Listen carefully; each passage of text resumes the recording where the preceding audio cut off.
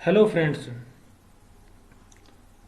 today we will discuss about Matthew Arnold, a famous literary critic and a critically analyzing poet, जिसको अपने बहुत ही महत्वपूर्ण poet मानते हैं।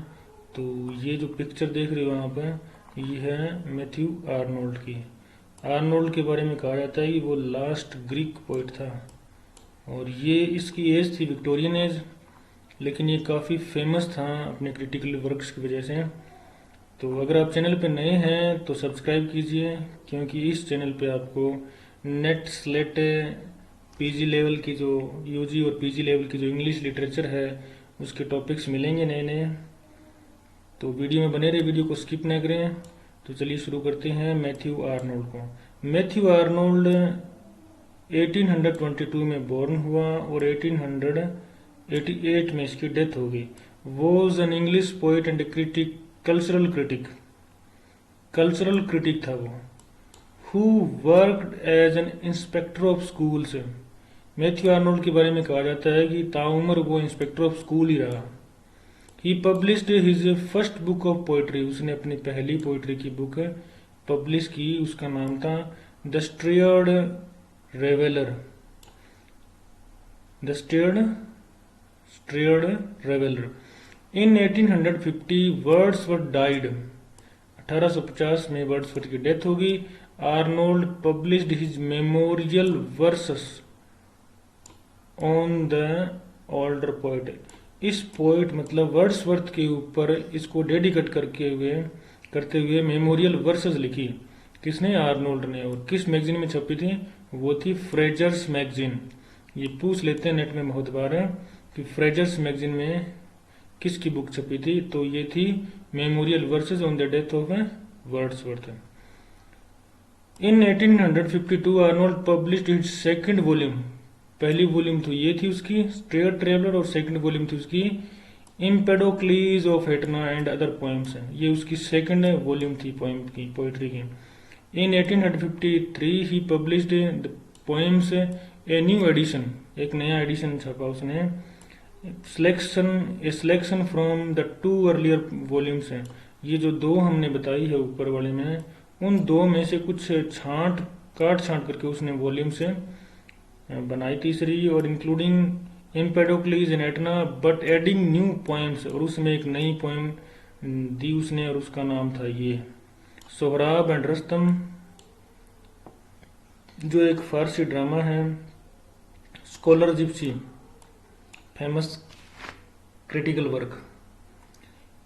इन 1854 पोएम्स सेकंड सीरीज अपीयर्ड, और 1854 की पोएम्स में एक सीरीज हो रही। Also a selection, it included the new poem Balder dead, इसमें एक नई पोएम डाली गई और उसका नाम था Balder dead.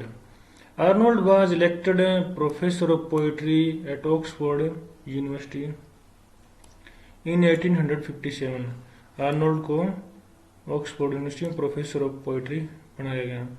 He was the first in this position to deliver his lectures in English rather than in Latin.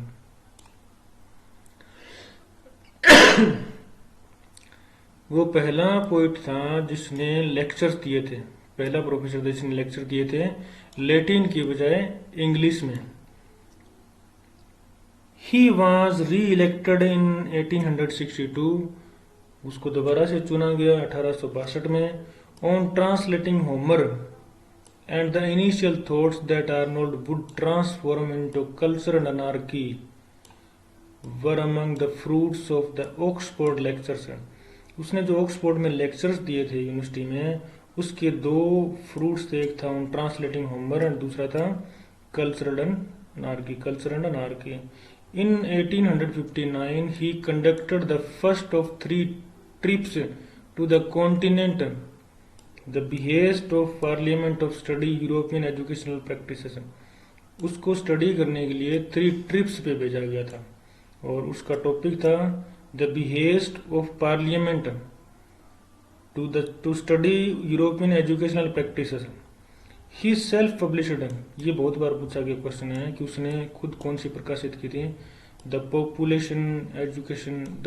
Education of France 1861 में। लेकिन इसको छापा किसकी टाइटल के, इसको प्रिंट किस टाइटल से हुआ था, ये हुआ था the introduction to which was later published, जो कि बाद में पब्लिश हुई थी द डेमोक्रेसी नाम से। पहली बार तो ये the popular education of France के नाम से खुद छापी, उसने प्रिंट किया और बाद में इन्होंने प्रिंट किया था। In 1865 Arnold published essays on criticism, और यहाँ से उसकी क्रिटिकल लाइफ शुरू होती है।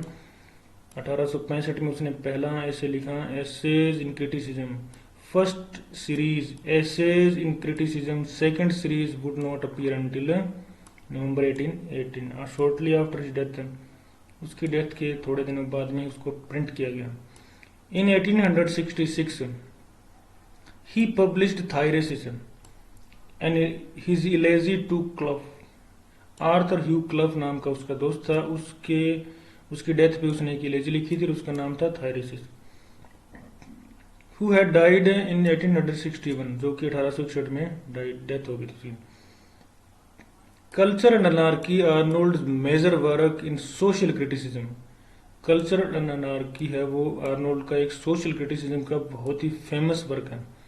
And one of the few pieces of his prose work currently in print, जो कि आजकल प्रिंट में अवेलेबल है, वॉज पब्लिश्ड इन 1869, जो कि 1869 में पब्लिश हुआ था।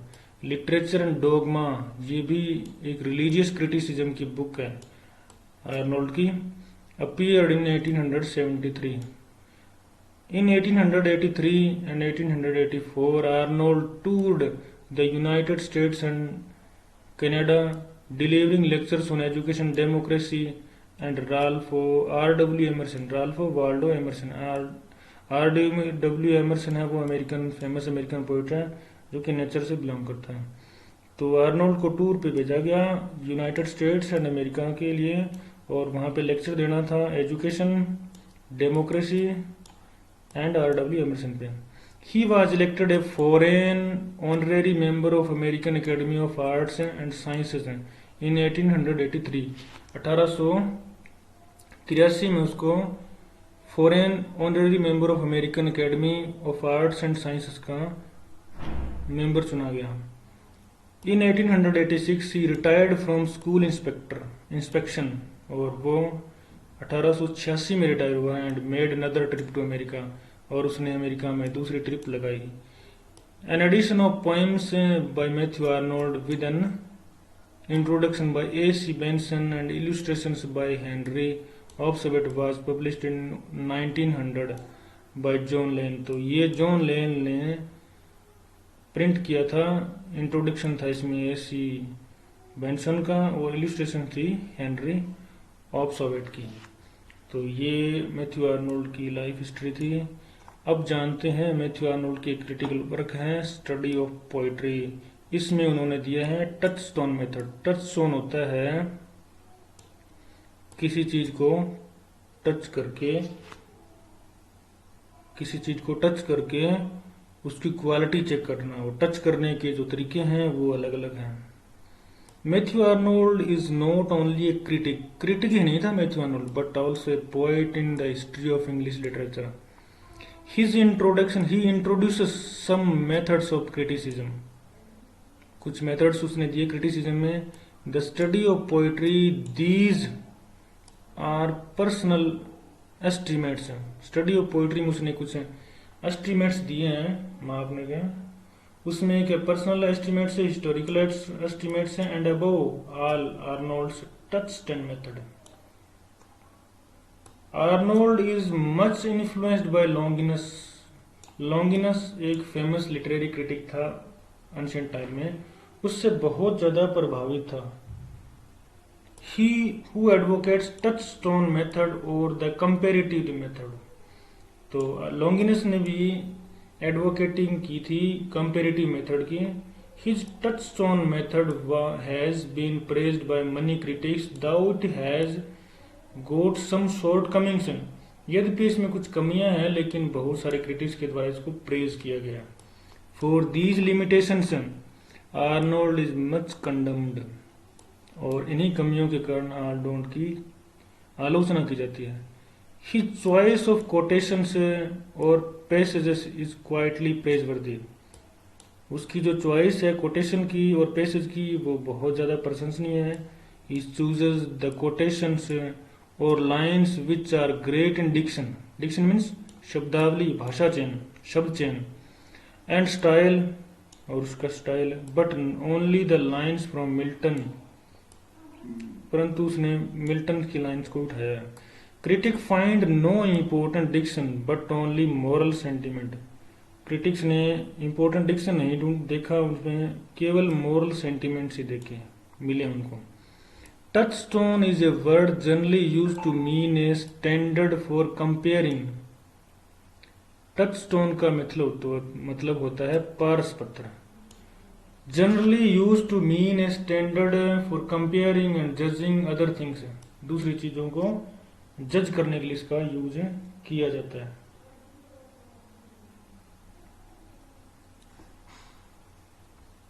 It is use for measurement and verification. इसका प्रयोग है मेजरमेंट और वेरिफिकेशन के लिए किया जाता है. But the term conveys completely different meaning in the world of literature. परंतु इसका जो मीनिंग है लिटरेचर में वो बिल्कुल ही अलग है इससे. किससे? जो हम वेरिफिकेशन वगैरह करते हैं उससे इसका मीनिंग बिल्कुल अलग है. Matthew Arnold tries a lot to invent an ideal standard for ideal literary works in the study of poetry. Matthew Arnold इसकी बहुत ट्राई करता है. इन्वेंट मतलब आविष्कार करने की, आइडियल स्टैंडर्ड एक स्टैंडर्ड तैयार करने का ऑफ लिटरेरी वर्क्स, किसी लिटरेरी वर्क को कि कैसे उसको जांचा जाए. He invents a process by which the real worth और value of literary work can be judged. और उसने एक प्रोसेस तैयार किया कि किसी लिटरेरी वर्क को जज किया जा सके. This process of judging is a piece. Process of judging a piece is called touchstone. और उसी प्रोसेस को टच स्टोन मेथड कहा गया. Touchstone method can be applied to the writers of all ages. सभी ages के writers के ऊपर apply किया जा सकता है इसको. According to Arnold a writer is a creative man. एक राइटर होता है वो क्रिएटिव होता है. The creativity of A writer is basically an abstract quality. और उसकी जो क्वालिटी होती है वो एब्स्ट्रैक्ट होती है. If the writer is new it becomes very difficult to justify him and his work. अगर राइटर कोई नया है तो ये मुश्किल हो जाता है कि उसको जस्टिफाई करे या उसके वर्क्स को. This difficulty causes as we are not aware of him. ये तब पैदा होती है जब हम उसके बारे में जागरूक नहीं होते, हमें उसका पता नहीं होता. As a result we may not understand nature of his writings. उसकी राइटिंग्स का नेचर नहीं जान पाते. As a result a critic and a reader are always in confusion to find out the success and the failure of a new kind of writing. और परिणाम स्वरूप एक नए रीडर एक रीडर के लिए एक नए प्रकार के राइटर की जो राइटिंग्स है उसको हम जज करने में फेलियर हो जाते हैं और कंफ्यूजन में रहते हैं. By touchstone method solves this problem. परंतु टच स्टोन मेथड है वो इस प्रॉब्लम को सॉल्यूशन देती है. इट कैन जज a new writer and writings very clearly. एक नए राइटर और उसकी राइटिंग्स है उसको बहुत अच्छे तरीके से ये जज कर सकते हैं. तो फ्रेंड्स अब हम डिस्कस करते हैं मैथ्यू आर्नोल्ड के ऊपर कुछ एमसीक्यूज. तो पहला एमसीक्यू है Matthew Arnold started his career as. तो ये मैंने डिस्कस किया था ऊपर, इंस्पेक्टर ऑफ स्कूल से डिस्कस किया था. इंस्पेक्टर ऑफ स्कूल से उसने स्टार्ट किया था और 1806 में वो रिटायरमेंट हुई थी उसकी और 1888 में उसकी डेथ हो गई थी. तो याद रखना. Hearing of the death of Arnold an incident a certain critic remarked. ये सुनकर कि आर्नोल्ड की एक्सीडेंट में डेथ हो गई है, एक क्रिटिक ने रिमार्क किया था there goes our last Greek. हमारा लास्ट ग्रीक क्रिटिक चला गया. तो ये लाइन फेमस है, बड़ी याद रखना. मैथ्यू आर्नोल्ड के लिए कही गई ये line. Matthew Arnold rose to the position of chairmanship of poetry. कहाँ पे थी वो? ऑक्सफोर्ड यूनिवर्सिटी में थी. याद रखना ये, क्योंकि उसका संपर्क सारा ऑक्सफोर्ड यूनिवर्सिटी से था। Arnold won a prize at Rugby School, Rugby School उसके पापा का था। For his poem Alaric at Rome, अपने इस पोएम के लिए उसको रग्बी स्कूल में एक प्राइज भी मिला था। According to Arnold, who is next to Shakespeare and Milton, और इसका आंसर है वर्ड्सवर्थ। आर्नोल्ड के अनुसार शेक्सपियर और मिल्टन से तीसरे नंबर पे कौन आता है, तो वो है Wordsworth. Arnold defines poetry, poetry is criticism of life under the conditions fixed for such a criticism by the laws of poetic truth and poetic beauty. तो ये ऐसे हैं, ऐसे on the study of poetry, जो मैं अभी हमने discuss किया था टच स्टोन मेथड का, उसी में ये लाइन आती है। ये लाइन बहुत इंपॉर्टेंट है, बार बार पूछी जाती है, तो इसको याद रखना। Others abide by our questions, thou art free we ask, thou smilest and art still. तो ये लाइन आर्नोल्ड ने किस फेमस राइटर के लिए कही है, ये पूछा गया है, तो वो था शेक्सपियर, विलियम शेक्सपियर के बारे में कहा गया है। नेक्स्ट है truth sits upon the lips of a dying man, very famous line, और ये लाइन है सोहराब एंड रुस्तम, जो ड्रामा है, पर्शियन ड्रामा है, पर्शियन थीम पे, उसको उसमें से ये लाइन ली गई है, और आर्नोल्ड के द्वारा लिखा गया ये ड्रामा है Sohrab and Rustum. Arnold's culture and anarchy deals with the subject of theology, Arnold का जो कल्चर एंड अनार्की वर्क है वो किस से संबंध रखता है, तो इसका आंसर है थियोलॉजी से। Next, Matthew Arnold is Thyrsis is an elegy on the death of, theology. ये टू वे में काउंट कर सकते हैं हम, एक तो किसकी डेथ पे है और दूसरा है थियोलॉजी की डेथ पे। मतलब यहाँ पे इस चैप्टर में हमने ये भी देखा है कि थियोलॉजी का जो डिके है उसके ऊपर ये थायराइसिस इंडिकेशन देती है। Next, the basic theme of Arnold's literature and dogma, literature dogma इसका एक बुक लिखी हुई है, वर्क है, क्रिटिकल वर्क है, तो उसकी थीम है theology and religion, literature and dogma. Next, Philistine is in culture and anarchy stands for, तो इसका आंसर है English middle class. Culture and anarchy एक सोशल क्रिटिसिज्म है, और उसमें एक वर्ड का यूज किया है आर्नोल्ड ने, और वो वर्ड इस कैटेगरी के लिए यूज हुआ है, the English middle class. Next है the story of Sohrab and Rustum is taken from Firdausi, शाह फिरदौसी की रचनाओं से सोहराब एंड रुस्तम की स्टोरी ली गई है। Next, Arnold calls a certain poet a beautiful but ineffectual angel beating in the void his luminous winds in vain, who is that poet? बड़ी famous line है ये, very famous line, and these lines are for पी.बी. Shelley. Next, for Matthew Arnold a poetry of revolt against moral ideas is a poetry of revolt against life. याद रखना, a poetry of revolt against moral ideas is a poetry of revolt against life.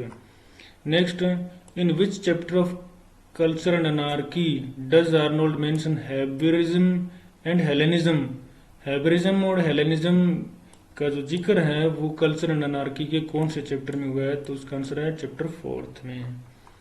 Next, Empedocles on Etna is a dramatic poem by Arnold, किसके द्वारा ये, Arnold के द्वारा लिखी गई ये पोएम है। Next, Arnold said about a poet with him is born, एक पोएट के बारे में कहा है उन्होंने, with him is born our real poetry, who is the poet referred to, तो ये थे चौसर, जोफ्री चौसर, जिनके साथ पोएट्री का जन्म हुआ था। Next, who calls Arnold a propagandist of literature and an ever worked school inspector, तो ये लाइन है टी.एस. एलियट की आर्नोल्ड के बारे में। Next, Arnold said about a poet his poetry is the reality of philosophy is and his philosophy is the illusion, और ये था वर्ड्सवर्थ के बारे में। Next, who is who is of the view that Matthew Arnold think too much of the uses of literature and too little of its pleasure. तो ये line थी H.W. Garrod की, H.W. गैरड की. Next, what kind of work is Arnold Merope. Merope एक poem लिखी हुई है Arnold की, बड़ी फेमस पोइम है, छोटी सी. Next, what kind of work is Arnold the strayed reveller. तो ये थी ए पोइम थ्रू डायलॉग्स, जो इसकी पहली पब्लिकेशन थी, उसमें आती है ये. Next, wandering between two worlds, one dead one other, powerless to be born with nowhere yet to rest my head. तो ये लाइन ग्रेनेड चार्ट्रूज से आती है. ये जो लाइन है फेमस है, ये बड़ी फेमस लाइन है, ये ग्रेनेड चार्ट्रूज से आती है. O strong soul, by what shore tarriest thou now, for that force surely has not been left vain about his father. ये जो लाइन है ना, वो उसने रग्बी चैपल एलिजी लिखी थी, उसमें अपने पापा के लिए, फादर के लिए कही है. Next, for what wears out of the life of mortal man this that from change to change their beings rolls. ये लाइन स्कॉलर जिप्सी से है. Next, thy faintest thou, why faintest thou, I wonder till I died, Rome on the light we shot is shining still, thou ask proof our tree. तो ये line थायरेसिस में है और अपने दोस्त के लिए शायद है.